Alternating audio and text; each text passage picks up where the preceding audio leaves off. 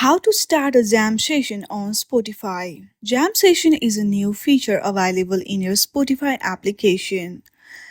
Using this feature, multiple users can join a shared session and listen to the same music simultaneously in real time. To start a Spotify jam in your device, first of all, you have to make sure that you have updated version of Spotify application. To check that, simply launch your App Store on your device. From there, on the searching bar, search for Spotify and make sure that there is no any update now button available. If you see update button instead of open, then simply hit on that to update your application. Once you do that, simply launch your Spotify application and make sure that you have logged into your account. Then choose any playlist that you want to share with your friends or family.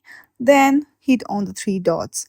Now here you will see start a jam session option if you use premium Spotify.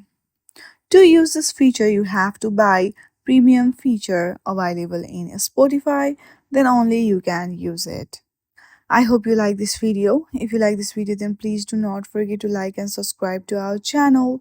Thank you for watching.